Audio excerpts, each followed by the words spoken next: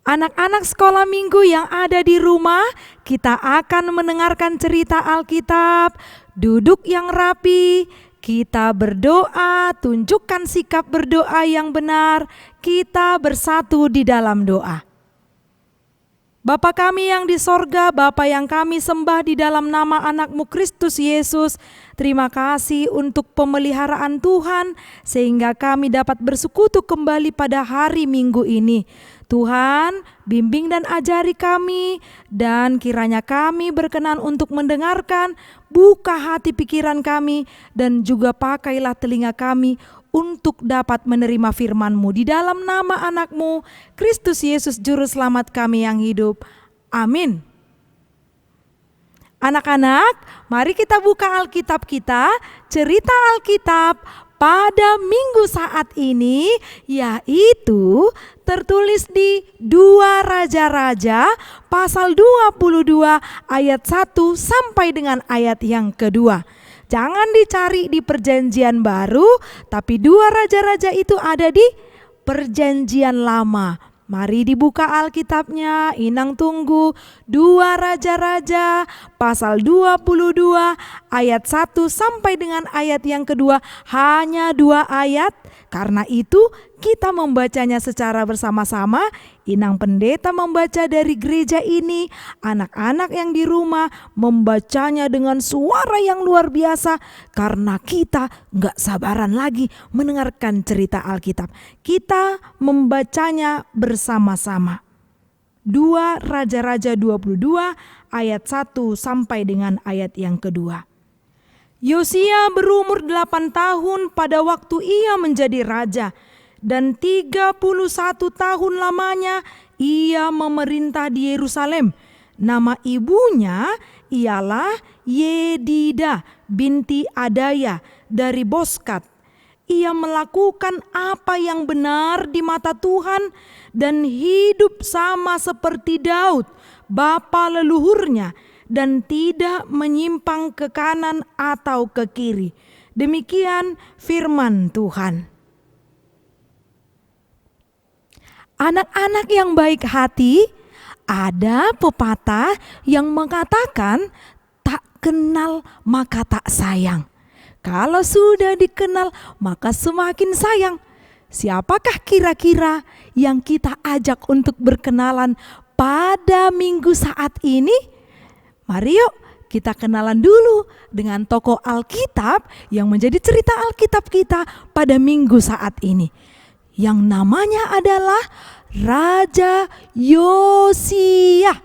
Adakah yang pernah mendengar nama ini? Yosia. Bukan Yosia Sinurat, tapi ini Yosia dalam Alkitab. Ada yang pernah dengar? Atau baru kali ini mendengarnya? Kalau baru kali ini ataupun sudah pernah, mari kita kenalan dulu. Siapa Raja Yosia ini? Yosia itu diangkat menjadi raja di tempat yang bernama Yerusalem. Dia menjadi raja pada saat berumur berapa tahun katanya tadi di Alkitab? Yosia itu diangkat menjadi raja pada saat ia berumur 8 tahun. Coba dibuat dulu jarinya 8 tahun. Kalau 8 bagaimana? Ada yang berumur 8 tahun anak-anak sekolah minggu yang di rumah? Pasti ada. Kalau 8 tahun biasanya itu kalau tidak kelas 2 SD, itu kelas 3 SD. Hah? Kok bisa kelas 2 atau kelas 3 SD diangkat menjadi raja di Yerusalem? Pasti ada ini hal yang istimewa. Kalau biasanya anak-anak sekolah minggu yang di rumah, misalnya dia dipilih jadi leader ataupun jadi ketua kelas. Itu karena apa? Biasanya guru memilih dia supaya dia menjadi orang yang bertanggung jawab. Atau bisa saja seorang yang dipilih menjadi ketua kelas itu karena dia disiplin atau orang yang baik, ataupun bisa menjadi orang yang pintar. Maka gurunya memilih dia untuk menjadi ketua kelas, bisa juga sekretaris. bisa juga menjadi bendahara atau pengurus lainnya, dipercayakan tugas kepadanya. Tapi yang herannya, kok bisa umur 8 tahun diangkat menjadi raja? Siapa sih yang tidak takjub, terheran-heran? Ternyata Yosia ini memiliki kelebihan. Kelebihannya apa? Dikatakan tadi di ayat 2 Raja-Raja 22 ayat 2, bagaimana tentang si Yosia ini? Yosia itu diangkat menjadi raja dan keistimewaannya adalah ia adalah orang yang benar di mata Tuhan. Dia mengikuti bagaimana Daud pada saat itu. Jadi kelebihannya di situ. Orang benar di hadapan Tuhan. Kalau dikatakan orang benar berarti checklistnya seperti ini. Kalau misalnya dibilang orang salah, checklistnya seperti ini. Yang artinya tindakannya itu sesuai dengan rambu lalu lintas. Kok rambu lalu lintas? Artinya dia mematuhi apa kata Tuhan. Dia mau mengikuti apa yang berkenan di hadapan Tuhan. Apa yang berkenan dan bagaimana larangan-larangannya harus betul-betul diikuti sesuai dengan kehendak Tuhan.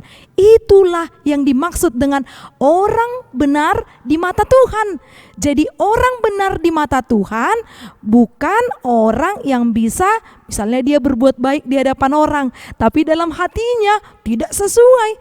Itu bukan orang benar di mata Tuhan. Karena ada lagu, mata Tuhan melihat apa yang kita perbuat. Jadi kalau misalnya orang lain tidak bisa melihat apa yang kita perbuat yang salah itu, tapi kalau Tuhan, dia bisa meneropong dari surga sana, melihat, oh ini yang malas sekolah minggu, oh ini yang mau mencuri, oh ini yang bandel, yang suka nakal melawan orang tua. Kata Tuhan, jadi sama Tuhan tidak boleh ada yang tersembunyi. Dia tahu apa yang kita perbuat. Jangan-jangan ini anak-anak sekolah minggu yang di rumah tadi bangun tidur sudah ada yang berbohong, atau sudah ada yang melawan orang tuanya, atau juga mengganggu abangnya. Ada nggak seperti itu? Kalau misalnya orang benar di mata Tuhan, hatinya baik, perilakunya baik, dan juga dia adalah orang yang berkenan di hadapan Tuhan. Kalau sudah berkenan di hadapan Tuhan, banyak orang di sekelilingnya yang semakin mengasihinya. Begitulah Yosia. Kemudian apakah hanya sekedar baik? Saya juga orang baik, kenapa saya tidak menjadi raja? Kemudian dikatakan bahwa Yosia itu orang yang benar-benar komitmen. Apa komitmen itu? Dia kalau sudah patuh kepada Tuhan tidak mau menyimpang ke kiri dan tidak mau menyimpang ke kanan. Jadi dia menunjukkan kalau aku sudah mengikut Tuhan, maka apapun kata Tuhan akan kuikuti. Kalau seperti ini, cocoklah dia menyanyikan, saya bukan pasukan berjalan, pasukan menembak, pasukan berkuda, tapi dia adalah laskar Kristus, orang yang dipilih oleh Tuhan untuk menjadi pemimpin. Jadi siapa di sini yang pernah dipilih untuk menjadi pemimpin? Karena Tuhan memilihnya dan dia mau bertanggung jawab untuk tugasnya. Dia tidak mau bermalas-malasan atau dia tidak mau menunda-nunda. Terus Inang Pendeta, kita kan harus kenalan lagi sama Yosia. Boleh. Yosia ini punya ibu yang bernama Yedida. Lebih tepatnya lagi dikatakan nama ibunya Yedida binti Adaya dari mana? Ada yang tahu? Coba lihat lagi Alkitabnya. 2 Raja-Raja pasal 22 ayat 1. Dari mana asal ibunya? Dari Boskat. Jadi dia ini punya bapak yang bernama Raja Amon. Jadi keturunan raja. Opungnya atau kakeknya itu adalah Raja Manasye. Kita ulangi ya. Nama ibunya tadi siapa? Nama ibunya dituliskan di 2 Raja-Raja pasal 22 ayat 1. Ayo dibuka lagi Alkitabnya, siapa nama ibunya? Ibunya bernama Yedida binti Adaya. Dari mana katanya? Masih bisa dibuka Alkitabnya, dari Boskat. Kemudian tidak dituliskan di ayat 1 sampai 2. Siapa ayahnya, siapa kakeknya? Ayahnya itu bernama Raja Amon. Kakeknya itu bernama Raja Manasye. Jadi turun-temurun sampai kepada Yosia dia diangkat pada umur 8 tahun. Tuhan yang memilihnya. Tapi ada perbedaan antara Yosia dengan ayahnya dan juga dengan kakeknya. Kalau Yosia itu orang yang bertanggung jawab, orang benar yang tidak mau menyimpang ke kiri ke kanan, ataupun tidak mau melirik ke iblis, atau tidak mau untuk melirik ke kejahatan. Tapi sayang, ayahnya dan kakeknya itu adalah orang yang menentang apa yang menjadi kehendak Tuhan. Berbeda ya. Kalau yang salah itu tidak perlu ditiru, sekalipun orang tuanya. Kalau yang salah itu tidak perlu ditiru, sekalipun itu sahabatnya atau teman dekatnya, tidak perlu ditiru. Tidak perlu diikuti. Apakah dia harus kita musuhi? Tidak. Kita bawa dia ke jalan yang benar dan kita tetap berjalan di jalan yang benar. Itu anak Kristen yang setia menjadi pengikut Kristus. Nah, kejahatannya apa? Kejahatan dari ayah dan kakeknya ini yaitu membangun mesbah atau bait tapi untuk menyembah berhala. Siapa yang tahu berhala itu apa? Berhala itu adalah patung-patung ataupun dewa-dewa yang tidak berkenan di hadapan Tuhan. Dia atau Yosia ini tetap menunjukkan bahwa dia mengasihi Tuhan dan menjadi orang yang benar di hadapan Tuhan. Buktinya apa? Tidak mau mengikuti ayahnya, tidak mau mengikuti kakeknya, tapi mengikuti Tuhan. Dan buktinya juga ada, dia menumbangkan patung-patung yang sudah didirikan oleh ayahnya atau kakeknya. Jadi seorang pemimpin harus berani dan bertanggung jawab. Berani karena benar, takut karena salah. Kalau kita melakukan yang benar, mari lanjutkan, jangan takut. Tuhan ada di pihakmu dan orang benar itu akan dimenangkan. Umur 8 tahun bisa memimpin.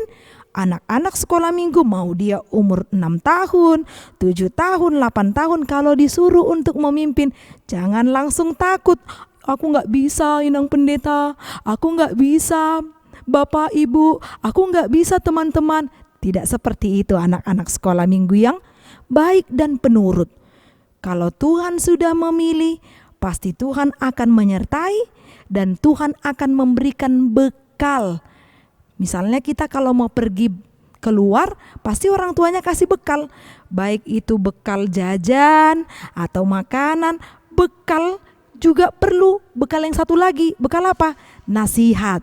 Jadi itu juga bekal bagi setiap anak. Jangan takut untuk berbuat yang benar. Kalau kita benar, tetap lakukan, jangan menyerah. Itu prinsip orang yang benar. Itu yang diajarkan dan boleh kita teladani dari Yosia. Tuhan itu selalu melihat dan dia tahu apa yang kita perbuat. Tuhan kita tahu apa yang kita perbuat.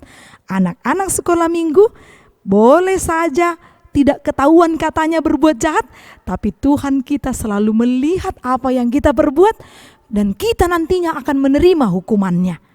Jadilah pemimpin anak sekolah minggu yang berani, tidak menyimpang ke kanan dan ke kiri. Jadilah anak sekolah minggu yang menjadi orang benar di mata Tuhan. Amin. Kita bersatu di dalam doa. Bapa kami yang di sorga, terima kasih Tuhan untuk kasih sayang-Mu yang menjagai kami hingga saat ini. Kami bersyukur untuk firman-Mu atau cerita Alkitab yang sudah didengarkan anak-anak sekolah minggu. Engkau juga yang memberkati anak-anak sekolah minggu menjadi pemimpin Kristen yang luar biasa. Tuhan, berikan kami kesehatan dan berikan kami hikmat kebijaksanaan. Dalam nama anak-Mu, Kristus Yesus Juru Selamat kami yang hidup, kami telah berdoa. Amin.